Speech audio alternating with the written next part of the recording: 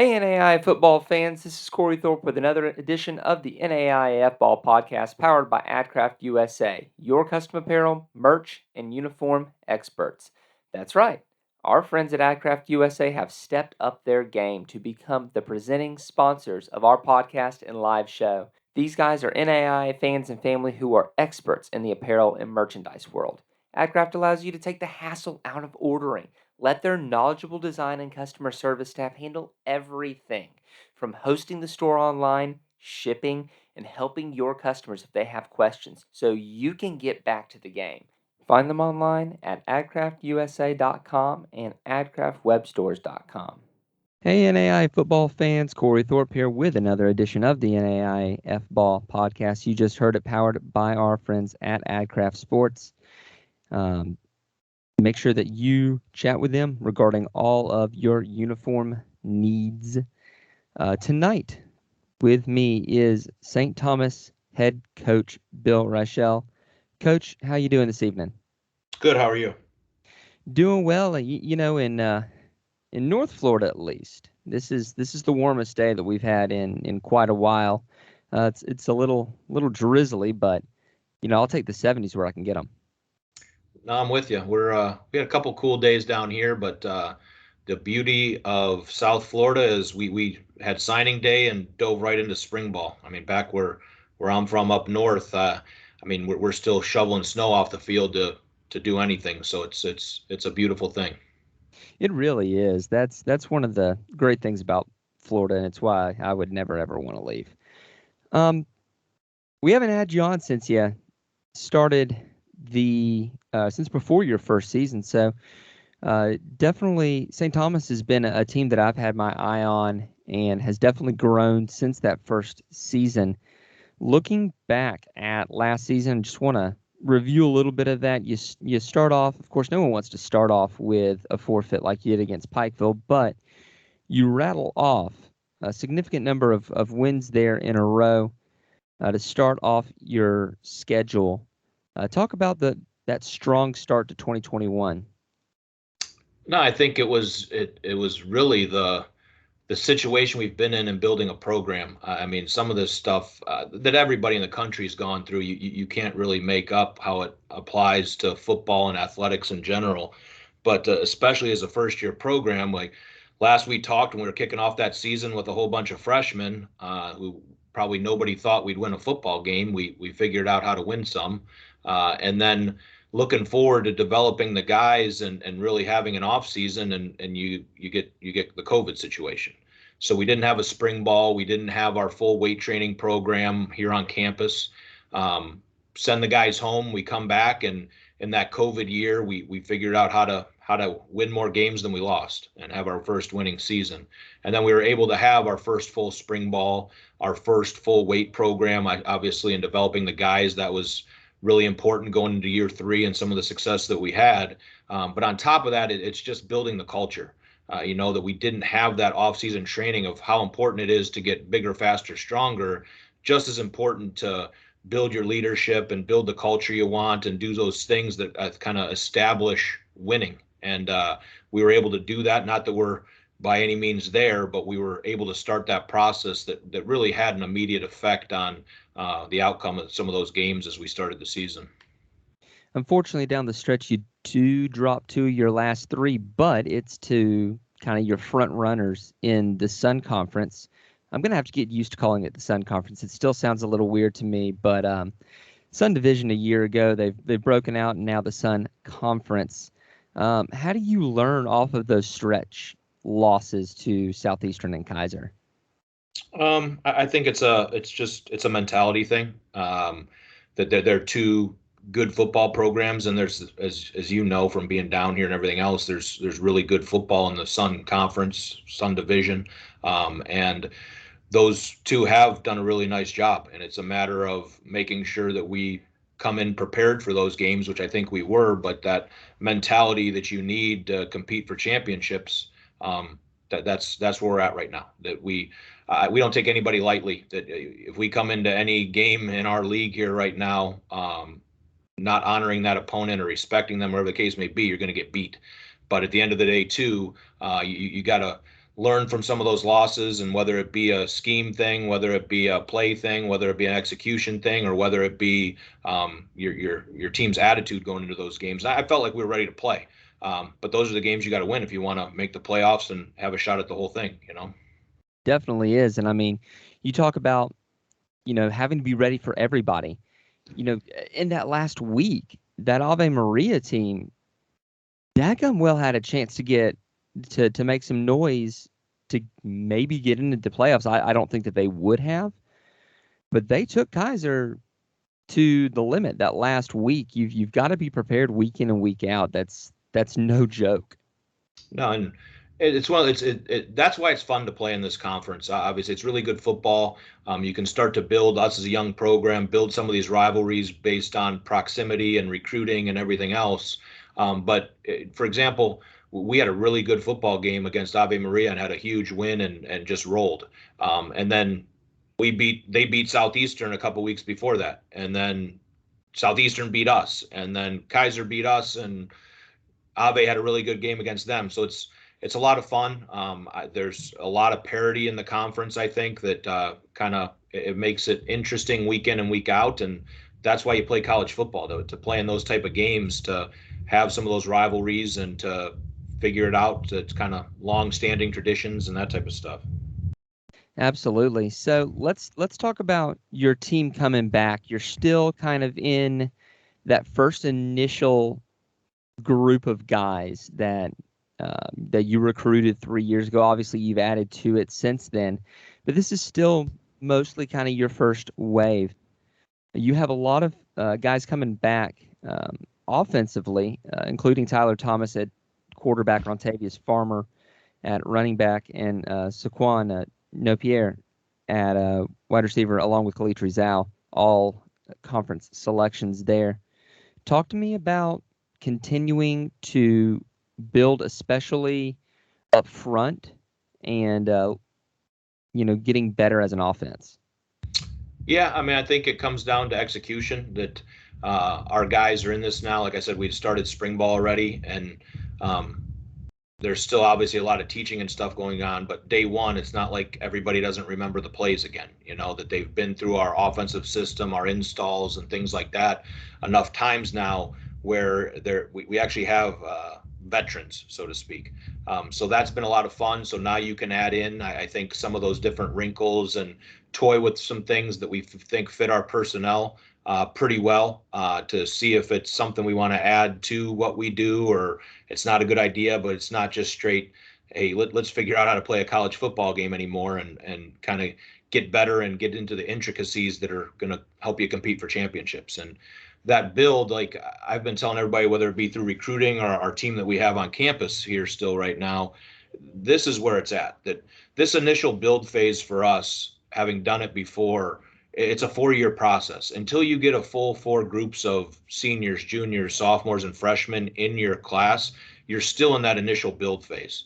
And now when we add this class this fall, when we get into going into year 5 in the future from now, you're still building something, whether you won the national championship or you're struggling to get your program kind of in the right direction. You're still always building something, but it turns into a different build then than this kind of initial start the program 4-year process. Let's talk about that for a second. I'll come back to the defense since you mentioned it. That's one thing I've wanted to ask you, and I asked the guys at Ottawa and Mike Nesbitt a couple weeks ago as they start that kind of second wave building there, and they've pretty much got all of their first wave guys except for 2 or 3 that have graduated the program. Talk about building that second wave and continuing to put your culture in place now with a set of guys who were not there at the beginning. Right. I think nothing's ever easy sometimes, but it is easier. That when we first got here, obviously, these kids were all freshmen. We didn't build this thing on transfers and seniors and everything else. We built it with guys that were pretty much straight coming out of high school. And to teach them our culture and how to be a college football player compared to a high school football player, it's different. So now at least you have people that can kind of mold that behavior and kind of uphold those expectations, that makes it a little bit easier that way. But it changes a little bit now in the situation we're in, that it's not, oh, we're playing St. Thomas this week. That's a startup football program, that we have some traction. We've shown that we can play good football and win a lot of football games. So the challenge changes now, that you're nobody's sleeping on you anymore. You know, that they're going to come after us as hard as we're going after everybody else. And that's the new challenge. And I think it makes it, if you build your culture the right way from the ground up, bringing in these people that have to assimilate to your culture, it's easier to continue to grow that, rather than everybody's at ground zero and you have to teach everybody what your culture needs to be to win a championship. So it's never easy, and you got to pull and plug and figure out what's working and where you have to go in certain circumstances. But I think with these new younger guys coming in, they can see how these guys operate. And it's not only the culture that makes it easier that way, it's your whole football program. That the first year, our first road trip, nobody knew what it was like to travel in a college football program. So it's now, when a guy says, hey, we're getting on the plane, or we're getting on the charter bus, or we're staying in the hotel, they can say, here's what coach expects, or here's how we do things. Same thing when you have classes, that they can, hey, I know I took that class my freshman year, and you're going to need to make sure that this assignment's going to be tough. So make sure you hit the tutor for this specific thing, and stuff like that. So just helping these young guys grow up a little bit and assimilate to college, it's a lot better to have so-called seniors and veterans and everything else in the program now. Going back to your defense, I know your co-defensive coordinators have just got to be about salivating at what you've got coming back, and adding people on top of that are going to push your current starters. You've got 2 defensive linemen, all-conference defensive linemen coming back, 3 all-conference linebackers, 2 all-conference secondary players. Talk to me about getting better and more aggressive on defense. No, our defense did a fantastic job last year. Coach Brad Ryzicki, who's our co-defensive coordinator, Alex Gray, who's our defensive coordinator, they did a great job, and I can't thank them enough. And they get those guys to play week in and week out. But that's the situation you get into year 4. When you got guys coming back like this, it's a lot of fun. It's just like offense, you can do some things as these guys really understand our defense more and more over the years. You can add more, you can put them in certain positions to disguise more. You can do a lot of that stuff that you can't do at the ground level or year 1, because they're just trying to figure out how to play football. And then you can still add on to that both offensively and defensively, where they just have experience in playing in games. Just that situational football, to have enough games under your belt to understand what's probably going to happen and what they need to do specifically to help their unit right off the bat. So we're excited to have those guys back. They've been flying around. They're a lot of fun to coach and a lot of fun to play with, and we just got to push them to keep getting better. And then that's where it develops into that year 4 system too, of we have some guys that have gotten some very good accolades within the conference. And now it's continuing to develop that depth to keep pushing people. If you want to be a championship program, you have to compete. And for our guys to really finally, it's just not 2 classes of guys. That's why it's so important to have these 4 full groups, because now we have that competition piece that, hey, even though you were an all-conference player and you had a good year last year, if you don't come to the weight room ready to roll and get better, if you don't come to spring practices ready to learn and be the best you can be, you could get beat out. So that's the beauty of having a good football team that's ready to continue to take the next step. When we spoke 3 years ago, it was in South Florida. Y'all are there in Miami Gardens, and you've got Kaiser and West Palm, and you've got Ave Maria a little ways away, but still in South Florida there. Now you've added Florida Memorial. That's 15 minutes away, campus-wise. How do you stand out and find your niche there in South Florida, whether it be as a team or whether it be trying to recruit in what's already a very crowded space? we do what we do. Those are some really good football programs. It's awesome to have Florida Memorial that's kind of 1 year behind us, or whatever the case may be. They started a year after us. And really, it's not even 15. I mean, we're talking like, well, it's South Florida, so traffic could be 15, but it's literally a couple blocks away almost. But to have them down here, where you, even if we're playing away, it's like a home game, and to kind of create some of those rivalries, that's it's awesome.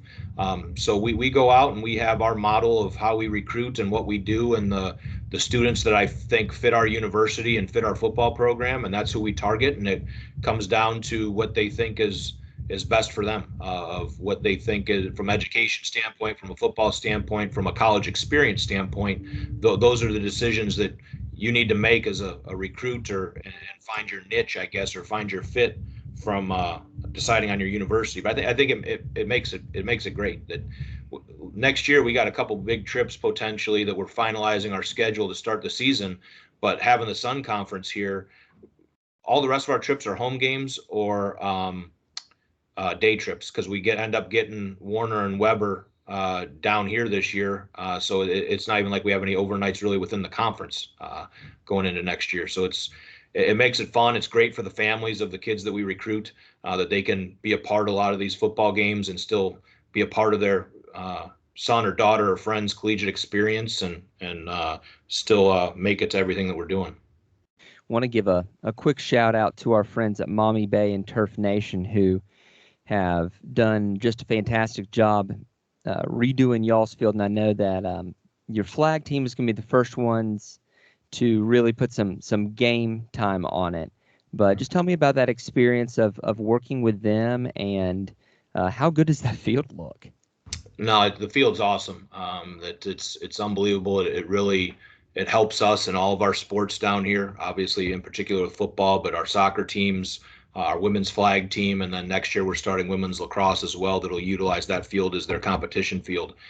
So it's been awesome to have them, and they're from up north as well. That we kind of partnered with them when we started the football program up in Cleveland and put in the turf field. So we were fortunate that our president still has that relationship too, to bring them down and have them do this field for us. It's been fantastic, and we're actually in the process of finalizing some things to get a second one done with a track around it down here as well, that Mommy Bay will be they're the primary people on that project for us as well. So it's been great. And when you look at Monsignor Pace High School, they're a fantastic partner. Love everything they do and how we help each other, and they've been a real asset to us in starting our program here.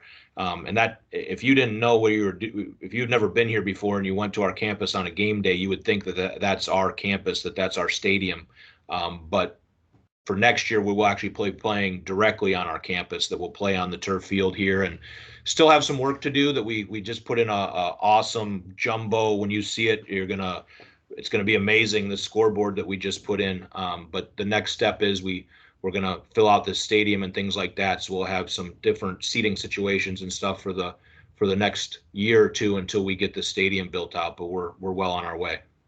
I mean, I even think that your cousins over there across town in the University of Miami will tell you there is something to having an on-campus football stadium that you just don't get when you play off campus.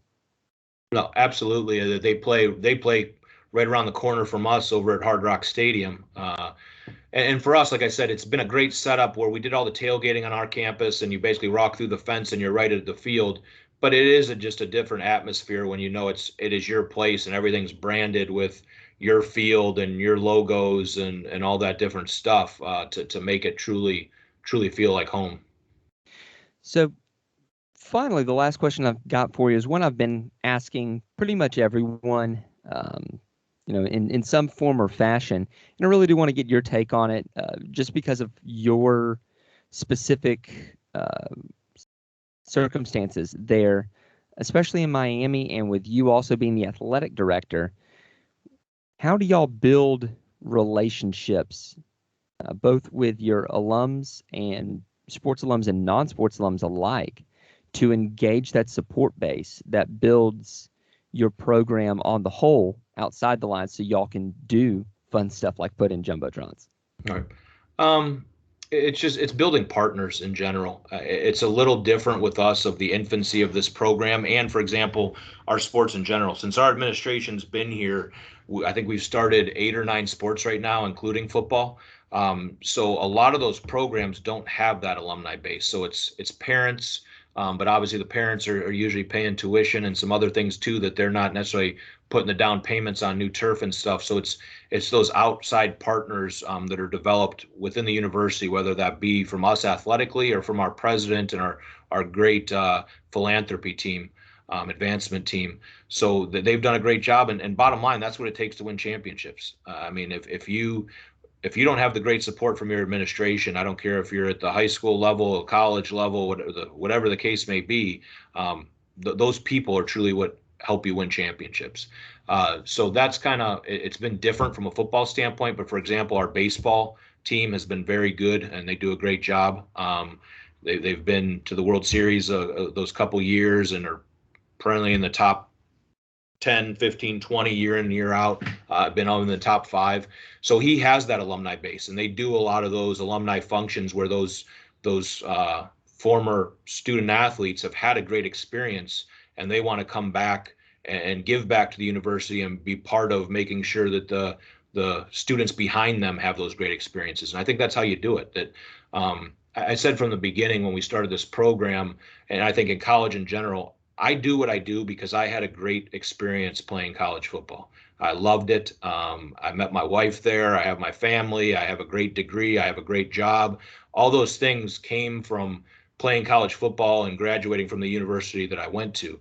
I want the same thing for our guys. And part of that is, as a student athlete, you have to make that. If you're going to sit in your dorm room and play video games all the time and not put yourself out there, your experience isn't going to be great. But if you really dive into the campus activities and supporting the other student athletes and going to those other games and stuff, you're going to have a blast for the next 4 years.